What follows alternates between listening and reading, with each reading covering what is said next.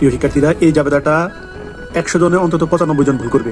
যদি জাবেদাটা শিখতে চাও তাহলে ভিডিওটি সম্পূর্ণ দেখো। আসসালামু আলাইকুম প্রিয় শিক্ষার্থীরা, আজকে আমাদের জাবেদা পর্ব হচ্ছে 19। আজকে যে জাবেদাটা খুবই গুরুত্বপূর্ণ, বিদ্যুৎ বিল পাওয়া গেল। তো এটা জাবেদাটা কি হবে? এটা জাবেদাটা হবে বিদ্যুৎ বিল হিসাব ডেবিট, বিদ্যুৎ বিল হিসাব ডেবিট, আর হচ্ছে বকেয়া বিদ্যুৎ বিল হিসাব ক্রেডিট। বকেয়া বিদ্যুৎ বিল হিসাব ক্রেডিট। তো এটা সবাই ভুলটা কোথায় করে? অনেকে মনে করে বিদ্যুৎ বিল পাওয়া গেল, নগদান হিসাব ডেবিট, আর হচ্ছে বিদ্যুৎ বিল হিসাব ক্রেডিট। তো এখন বিদ্যুৎ বিলটা আমাদের জন্য আয় না, বিদ্যুৎ বিল হচ্ছে ব্যয়। অর্থাৎ আমাদের ধরো দোকানে যখন বিদ্যুৎ কোম্পানি যখন বিলটা দিয়ে যায়, তো এই বিলটা পাওয়ার সাথে সাথে আমাদের খরচটা বৃদ্ধি পায়, অর্থাৎ ব্যয় বৃদ্ধি পেলে ডেবিট, এই জন্য বিদ্যুৎ বিল হিসাব ডেবিট বলতে হবে।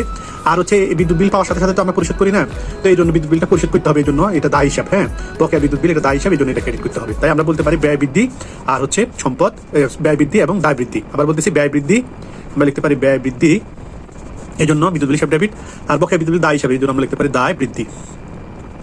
এখন দেখো, এই জাবেদাটা অথবা এইভাবে আসতে পারে যে বিদ্যুৎ বিল অপরিশোধিত রইল 500 টাকা।